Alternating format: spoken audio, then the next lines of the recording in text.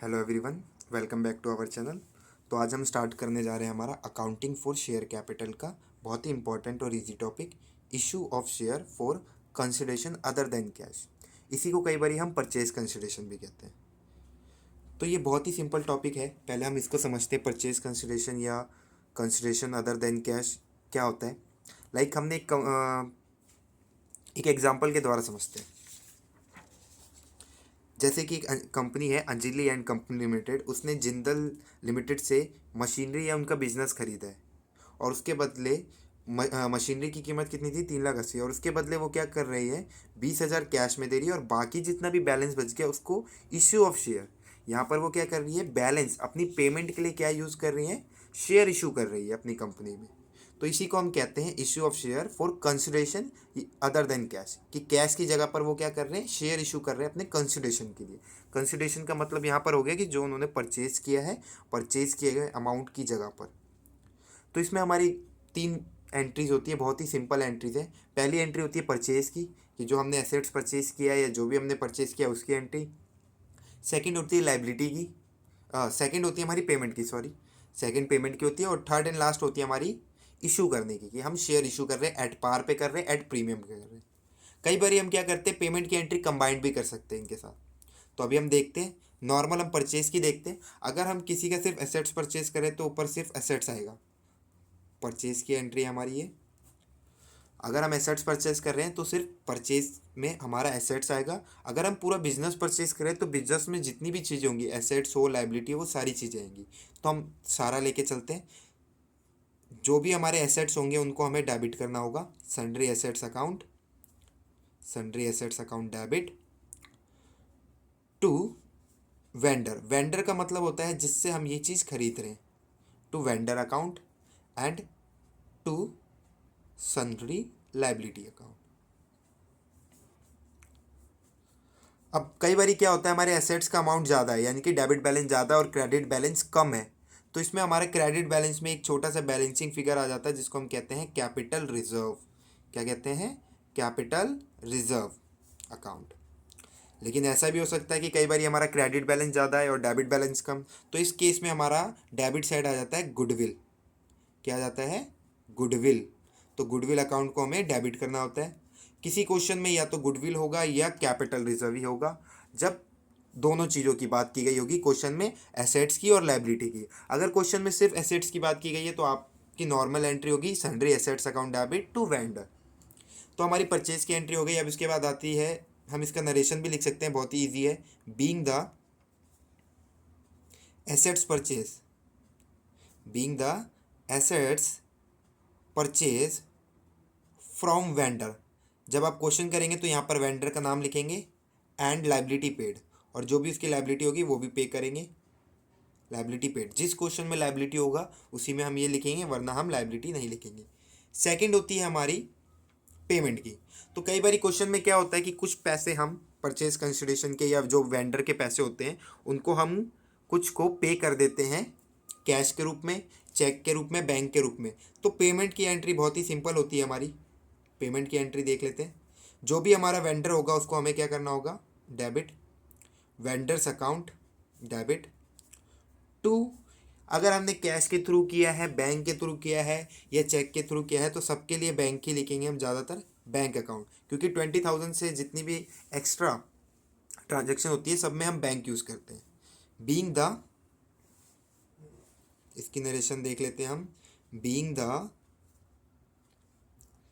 Payment या being the paid भी लिख सकते हैं, being the amount paid, amount paid to vendor, amount paid to vendor, ये लिख दिया हमने।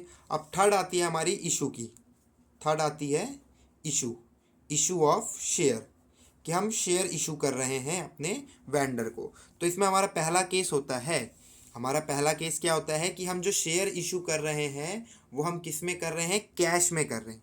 किस में कर रहे हैं, कैश में नहीं, हम एट पार पे कर रहे हैं। जो हम शेयर इशू कर रहे हैं किस पे कर रहे हैं, एट पार। तो एट पार आप सभी को पता ही होगा, जिसमें हमारी फेस वैल्यू और इशूड प्राइस दोनों सेम होता है। जैसे हमारी फेस वैल्यू 100 होगी तो इशूड प्राइस भी 100 होगा, सेम होता है, इसमें किसी भी तरह का कोई चेंज नहीं होता। तो इसकी एंट्री बहुत ही सिंपल है, vendor account debit, vendor account debit, vendor account debit to share capital account, to share capital account. इसकी नरेशन भी आप लिख सकते हैं, being the share issue to vendor, share issue to vendor. तो ये आपकी बहुत ही सिंपल हो गई एंट्री कि हमने वेंडर को शेयर इशू किया है। अब इसी में हम देख लेते हैं हमारी प्रीमियम की एंट्री भी। तो प्रीमियम की entry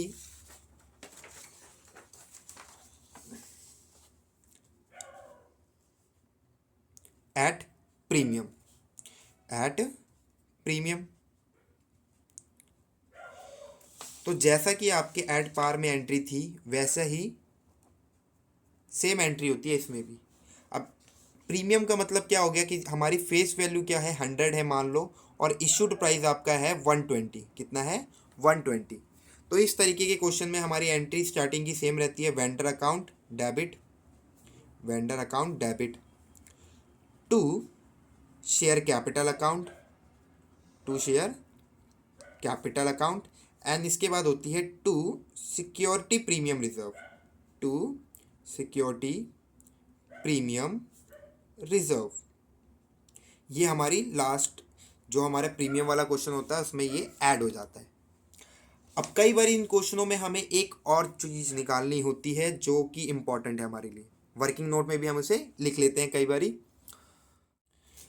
number of share.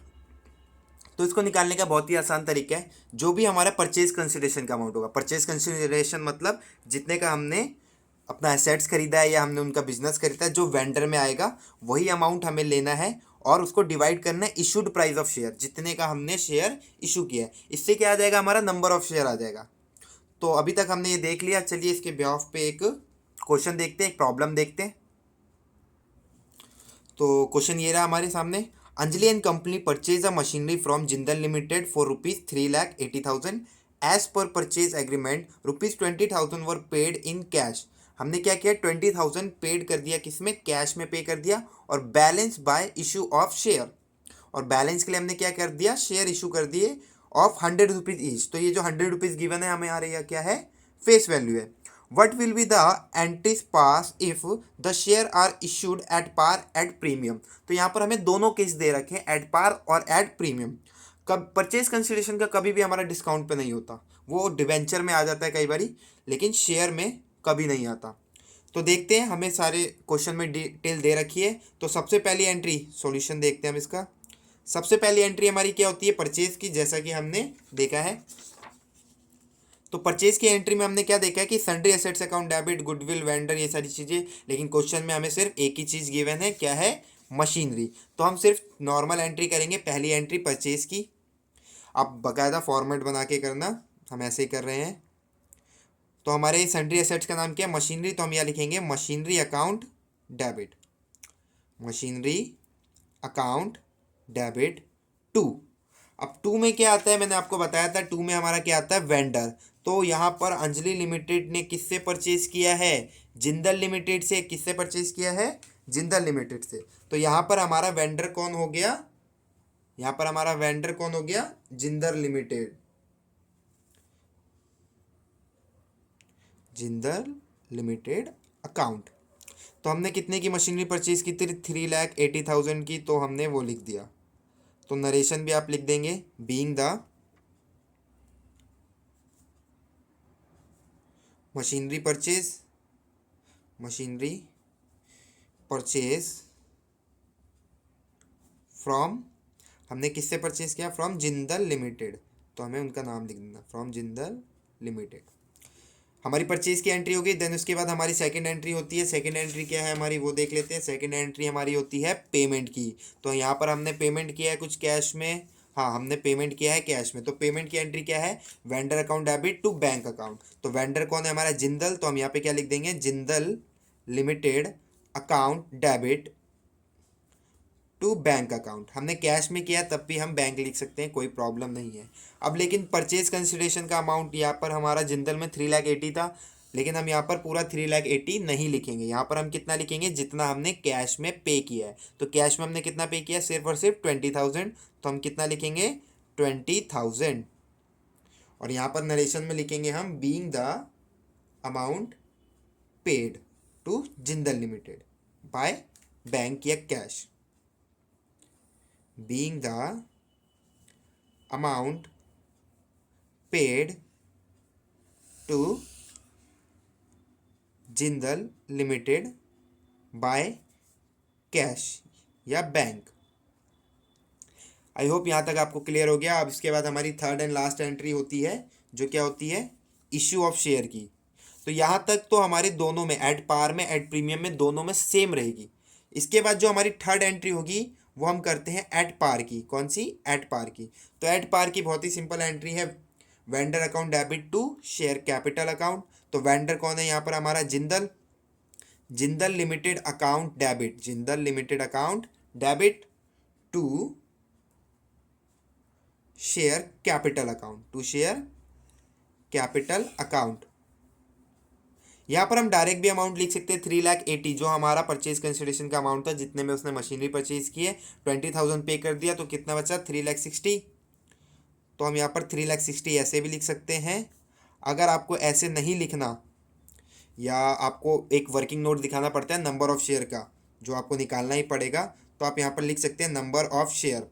Number of share is equal to purchase consideration का अमाउंट। परचेज कंसिडरेशन यानी कि जितने की हमने मशीनरी पे परचेज की थी, उसमें से जितना हमने पेमेंट कर दिया उसको माइनस करके हमें अमाउंट लिखना पड़ेगा। तो 3,60,000 डिवाइड बाय इशूड प्राइस। तो यहाँ पर हम एट पार पे करें तो हमारी फेस वैल्यू और इशूड प्राइस सेम रहेगी 100। तो हम कितने शेयर इशू कर रहे हैं, 3,600 शेयर, 3,600 शेयर। तो हमें नॉर्मली क्या करना है, यहाँ पर मल्टीप्लाई करके भी उतना ही आंसर आएगा हमारा, 36 इंटू में 100, 36 इंटू में 100।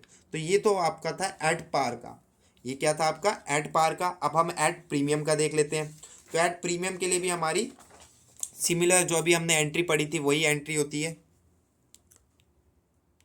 थर्ड में ही एट प्रीमियम, एट प्रीमियम। तो आपको याद होगा फेस वैल्यू क्या दे रखा था क्वेश्चन में, 100। क्वेश्चन में क्या बोला था, हम इशू कितने पे कर रहे हैं, 100 रुपीज़, और एट प्रीमियम 20%। तो इशूड प्राइस हमारा क्या हो जाएगा, इशूड प्राइस हो जाएगा 120, 100 प्लस में 20 प्रीमियम का। तो हमारी एंट्री क्या होती है, वेंडर अकाउंट डेबिट। हम अपनी एंट्री देख लेते हैं, प्रीमियम की एंट्री क्या थी हमारी, vendor account debit to share capital to security premium reserve. तो हमें वही एंट्री करनी है, वेंडर अकाउंट डेबिट। तो वेंडर का हमारा नाम क्या था, वेंडर का नाम था हमारा जिंदल लिमिटेड। तो हम वही करेंगे, Jindal limited account debit to share capital account to security premium reserve account. ठीक है, यहाँ पर भी हमें नंबर ऑफ शेयर निकालने पड़ेंगे, ये बहुत ही इंपॉर्टेंट है, वर्किंग नोट इसके नंबर होते हैं, नंबर ऑफ शेयर। तो नंबर ऑफ शेयर के लिए परचेज कंसिडरेशन का अमाउंट जो कि हमारा कितना आया था, 3,60,000 पेमेंट करने के बाद, डिवाइड बाय, अब यहाँ पर हमारा इशूड प्राइस है वो चेंज हो गया, 100 की जगह क्या हो गया, 120। कितना हो गया है, 120। तो अब हम 360 को 120 से डिवाइड करेंगे, तो 12 एकम 12, 12 दूनी 24, 12 तिया 36, कितना आ जाएगा, 3 और 1 2 3। तो हम कितने शेयर इशू कर रहे हैं, 3,000 शेयर। तो परचेज कंसिडरेशन में हमें क्या करना है, 3,000 मल्टीप्लाई बाय 120, मल्टीप्लाई बाय 120, जो कि हमारा क्या है, इशूड प्राइस। लेकिन शेयर कैपिटल में हम क्या करेंगे, 3,000 मल्टीप्लाई बाय 100, जो कि हमारी फेस वैल्यू होती है, हमेशा फेस वैल्यू से मल्टीप्लाई करते हैं। और यहाँ पर नंबर ऑफ शेयर इनटू में प्रीमियम का अमाउंट यानी कि 20। तो ये हमारा आ जाएगा 3,60,000, और यहाँ पर हमारा आ जाएगा 3,00,000, और यहाँ पर हमारा आ जाएगा 60,000। नरेशन आप लोगों को पता ही है, नरेशन हम लिख सकते हैं। तो ये बहुत ही सिंपल तरीका था हमारा purchase consideration other than cash वाला जो हमारा टॉपिक है। आई होप आपको वीडियो पसंद आई होगी। Thank you for watching.